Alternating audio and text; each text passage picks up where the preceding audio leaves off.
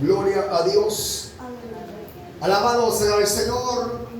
Primera carta de Pedro, capítulo 4, versículos 7 al 11. Vamos a leer la palabra de Dios en el nombre del Padre, del Hijo y del Espíritu Santo. Dice así a su letra: mas el fin de todas las cosas se acerca. Sed pues sobrios y velad en oración. Y ante todo, tened entre vosotros ferviente amor, porque el amor cubrirá multitud de pecados. Hospedaos los unos a los otros sin murmuraciones. Cada uno según el don que ha recibido, ministrelo a los otros como buenos administradores de la multiforme gracia de Dios. Si alguno habla, hable conforme a las palabras de Dios. Si alguno ministra, ministre conforme al poder de Dios, al poder que Dios da. Porque para que en todo sea Dios glorificado por Jesucristo, a quien pertenecen la gloria y el imperio por los siglos de los siglos. Amén. Gloria a Dios. Bendito sea Dios. Aleluya. Hermanos, la palabra del Señor siempre hablará a mi vida y hablará también a la suya. Muchos debaten y dicen que la Biblia fue escrita para un cierto grupo de personas, para cierta época. Pero la palabra de Dios, hermanos, es para todos nosotros. Porque si fue solamente para aquellas personas de aquel entonces, ¿qué sentido tendría seguir buscando de Dios? Si aquí encontramos la enseñanza, encontramos la doctrina para la iglesia del tiempo presente. Y el apóstol Pedro, hermanos, sabiendo que todo se acaba de esta vida, sabiendo que todo se termina, escribe esta carta a las distintas congregaciones de Capadocia, del Ponto, de Fingia. Ahí están los nombres, hermano, de las distintas ciudades a donde esta carta tenía que llegar. Entonces quiere decir que esta palabra llegó a Bitinia, llegó al Ponto, hermanos. Y vamos a ver a qué más le llegó esta carta. Gloria sea al Señor. En el capítulo 1, ahí está todo destinatario. Dice, capítulo 1, versículo 1. Pedro, apóstol de Jesucristo, a los expatriados de la dispersión en el Ponto, Galacia, Capadocia, Asia y Bitinia. Oígase bien, o sea, fue para varias ciudades que iba esa carta. Se leía en una y se pasaba para otra. Y de igual manera, ahora esta palabra, hermano, creo que en alguna área habla a mi vida y habla también a la suya. Porque siempre habrá alguna palabra ahí, algún versículo que hablará a mi vida, como hablará también a la suya. Y dice acá el apóstol Pedro, hermanos, si usted ven conmigo el versículo 1 del capítulo 4, dice así: puesto que Cristo ha padecido por nosotros, ¿en qué? En la carne. ¿Quién va a negar eso? Jesús padeció físicamente en su carne. Llevó los dolores por toda la humanidad. Ahora dice acá: vosotros también, armados del mismo pensamiento, pues quien ha padecido en la carne terminó con el pecado. O sea, él fue tentado en todo, mas sin pecado. Eso, hermano, le pertenece solamente a él. De ahí todos nos descarriamos como ovejas perdidas. Eso enseña la Biblia. Cada quien se fue por su propio camino, pero el Señor fue tentado en todo. Y al decir en todo, es en todo, pero Él se mantuvo limpio, santo y puro y sin pecado. Ahora, dice el versículo 2, pero para no vivir, dice, el tiempo que resta en la carne. Habla Dios ahí a mi vida. Habla Dios también a su vida. Ahora, el tiempo que nos queda de vida, lo que nos resta por vivir, hay que vivirlo para el Señor. Hay que vivirlo agradando a Dios, no agradando a nuestra carne. Porque si usted me pregunta a mí, hermano Will, ¿será que a la carne le gusta el pecado? ¿Cuál sería la respuesta lógica? Lógicamente, ¿cuál es la respuesta? A la carne le gusta el pecado. A la carne le agrada el pecado. ¿Por qué? Porque la carne es polvo y vuelve al polvo de la tierra. Pero quien sufre las consecuencias del pecado es el alma, el ser interior. Entonces, hermano, Pedro dice que ya no vivamos en los años que nos queda de vida en la carne, ya no. Sino que, hermano, es acá la Biblia, versículo, hermano, 2. Para no vivir el tiempo que resta en la carne conforme a las concupiscencias de los hombres, sino conforme a la voluntad de Dios. Ser guiados por el Espíritu Santo, que nos encamina a una vida recta, a una vida santa, a una vida agradable para con Dios. La pregunta es, ¿será fácil mantenerse en santidad para con Dios? No, no es tan fácil. Hay tentaciones, hay obstáculos, pero con la ayuda de Dios sí se puede. Porque si Él pone temor en nosotros, dice Proverbio, que el principio de la sabiduría es el temor a Jehová.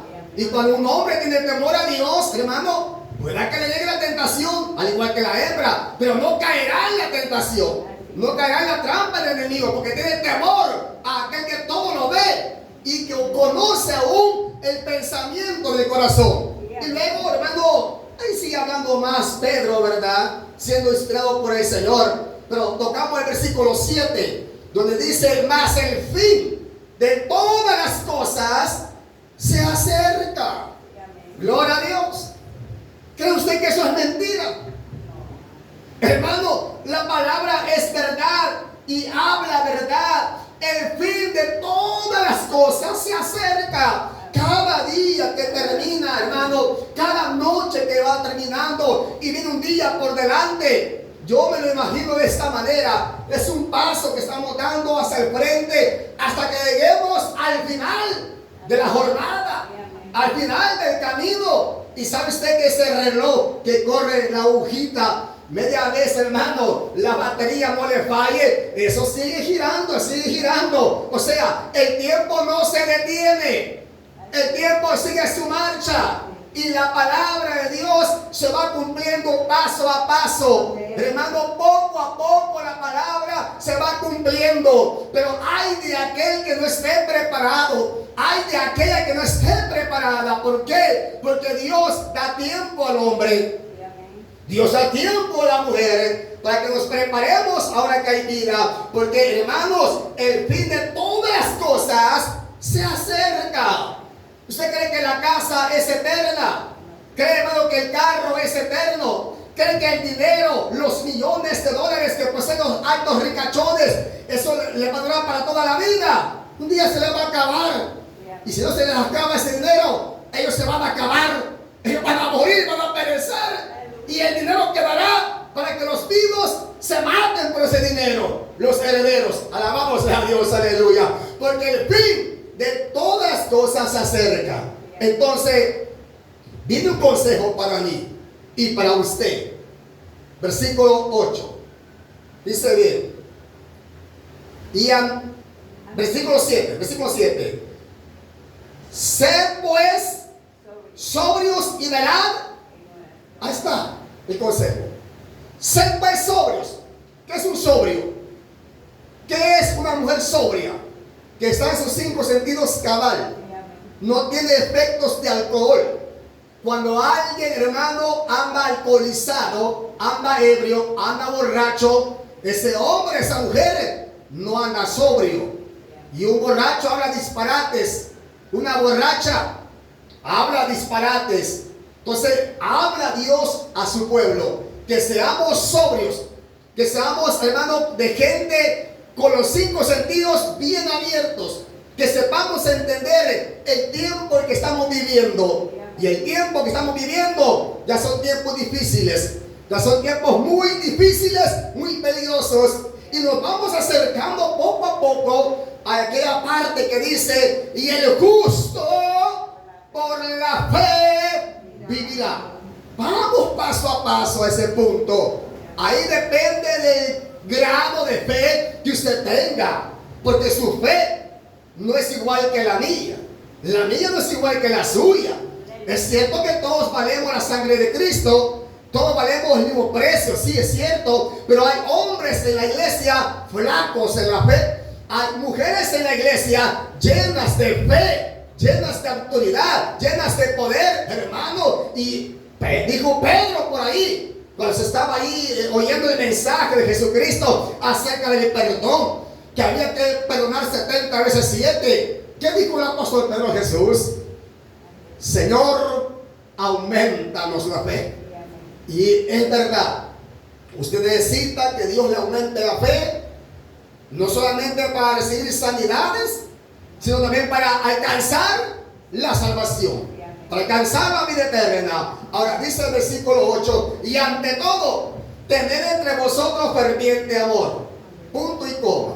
Es una orden que da, es un mandato que da la palabra, hermano. Pero a veces es triste cuando entre la iglesia no hay amor, cuando, hermano, la hermana es indiferente a cierta hermana, cuando el hermano es diferente a otro hermano. Mire, se dan conflictos en las congregaciones cuando alguien toca, hermano, el instrumento musical, y está el otro también que es músico en la iglesia, y dice, solo a él le dan privilegio de tocar el instrumento, a mí no me lo permite. Y está también ya preparado para poder ejercer un privilegio, y comienza el enemigo a meterse ahí, hermano, en cierto desacuerdo. Al final suceden pruebas en la congregación, sucede, hermano, a veces hasta divisiones. Pero dice la palabra que tengamos entre nosotros, hermanos, ferviente amor. ¿Por qué ferviente amor? Porque el amor cubrirá, dice, multitud de pecados. O sea, el amor verdadero sabrá perdonar al que lo ofende, al que falló, sabrá amarle, sabrá restaurarle, sabrá perdonarle. Y esto implica en muchos aspectos de la vida, hermano. Por ejemplo, la esposa le fue infiel al esposo, y estamos dentro del evangelio, pero el esposo dice, yo amo a mi esposa, amo a mis hijos, no quiero perder mi hogar. Y dice la esposa, iré, le pediré perdón a mi esposo, porque a Dios ya le pidió perdón primeramente. Y hermano, viene el esposo, y Dios pone en él la capacidad de saber perdonar a su esposa, porque el enemigo se ha metido en los matrimonios, iglesia.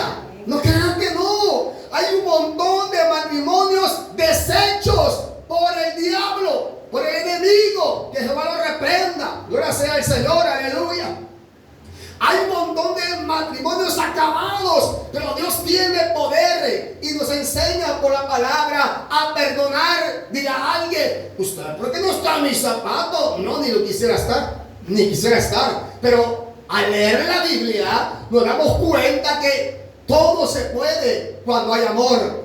¿Por qué dice eso? Lea primera carta de Corintios capítulo 13. Ahí está todo lo que especifica del amor, hermano. Que el amor no guarda rencor. El amor todo lo cree, todo lo perdona. Alabado sea Dios.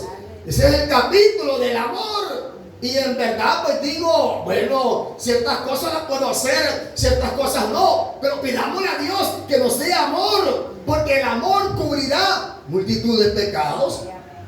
Imagínese una ofensa que usted le haga. No, yo le perdono, pero no. Y anda todavía en la raíz, anda aquí en su corazón, no, es que me ha ofendido, es que no, sepa perdonar, sepa perdonar. Porque si usted sabe perdonar, Dios a usted también le va a perdonar. Si usted no sabe perdonar, ¿quién sabe que Dios a usted le perdone sus ofensas? Más Dios a mí me ha perdonado. Yo aquí estoy por misericordia. Pasan muchas cosas por mi mente, pasan muchas cosas por mi corazón, y a veces se turba mi corazón, se turba mi mente, y hablo con mi esposa, le digo, mira, las cosas están así, así, así. Vos tenés que actuar de esta manera porque estamos en tiempos difíciles. Vos sabés la situación de hoy que estamos viviendo, y comienzo a hablar con ella muchas cosas, y comienzo a pensar a veces de la obra de la iglesia, pero digo, no, Yo estoy donde estoy porque Dios me entiende. Y por amor le sirvo al Señor, dispuesto a lo que toque, dispuesto a lo que venga, hermano, porque tenemos a que sea un poquito de amor para nuestras almas y también para la obra del Señor. Y entonces el amor cubrirá multitud de pecados.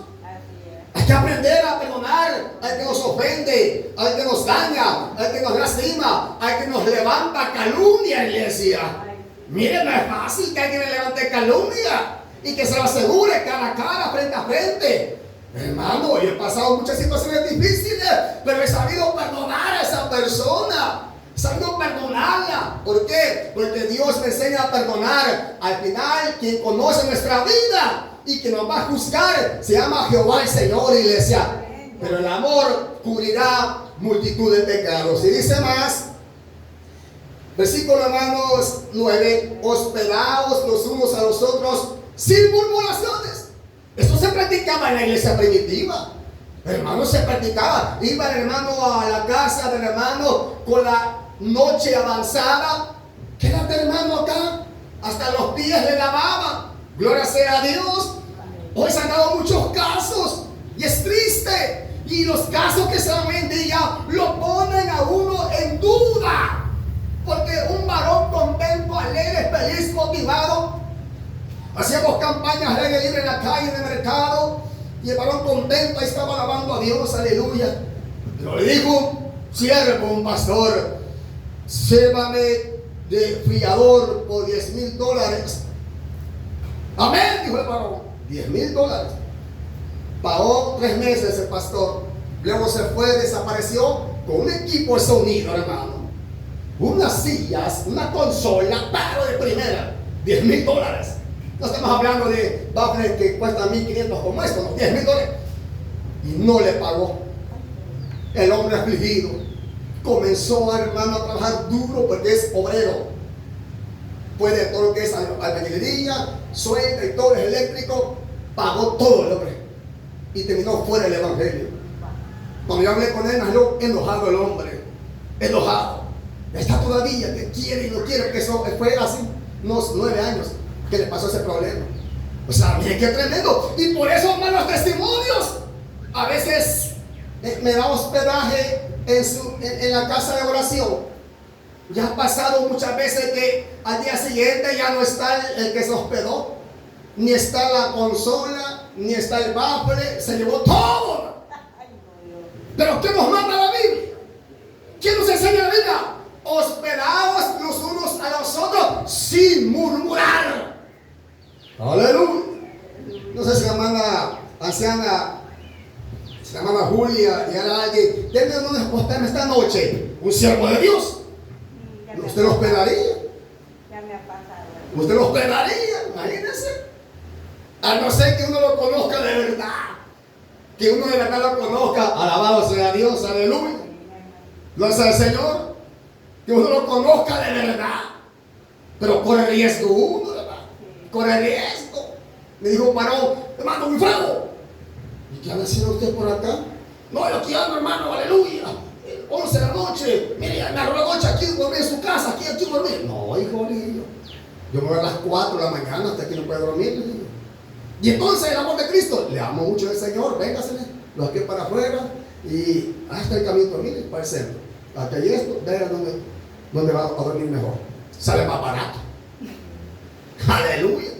Pero es que por causa, dice la Biblia, por haberse multiplicado la maldad, el amor de muchos se enfriará.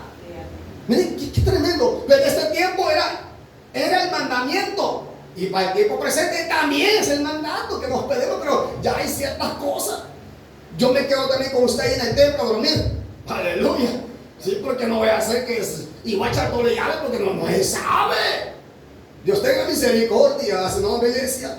Dice el 10. Cada uno según el don que ha recibido, ministralo a los otros como buenos administradores de la multiforme gracia de Dios.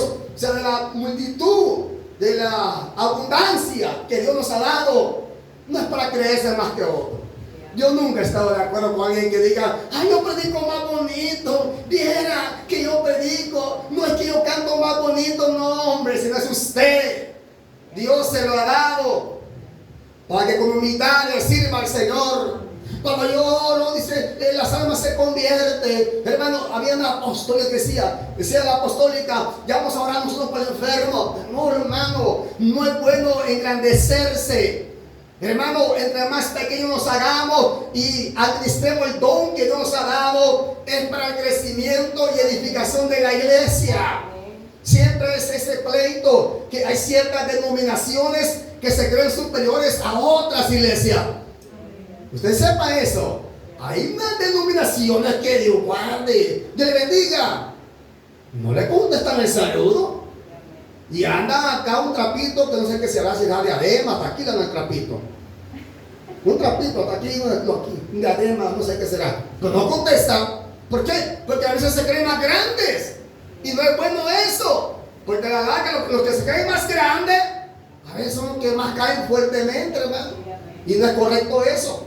Acá dice que hay que, hermano, administrarlo conforme Dios nos ha dado. ¿Por qué? Todo lo que tenemos, todo lo que poseemos espiritualmente o materialmente es gracias a Dios.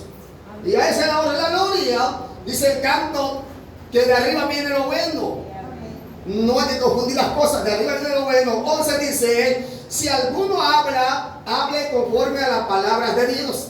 Si alguno ministra, ministre conforme al poder que Dios da, para que en todo sea Dios glorificado por Jesucristo, a quien pertenece la gloria y el imperio por los siglos de los siglos. Amén. O sea, por medio de Jesucristo somos lo que somos para la gloria de Dios. No se engrandezca sobre aquel que ha caído de la gracia. No, que usted es miserable, un desgraciado. Tenga cuidado cómo vaya a hablar. Cuidado. Mejor dígale, Jesús le ama, deje esto, deje el otro, hay vida, hay esperanza. Nunca desgracee a nadie, porque a la larga es peligroso, hermano. En esta vida hay pruebas de pruebas. Y si usted se mantiene firme en las pruebas, es porque Dios tiene misericordia de usted. Entonces aprendamos. Ante Dios quiere que usted y yo tengamos humildad, tengamos sencillez. Y a veces nos cuesta la humildad. Pero hay que aprender a ser humildes y a ser mansos. Jehová les bendiga a todos. Hasta acá este corto de mensaje. Oramos al Señor.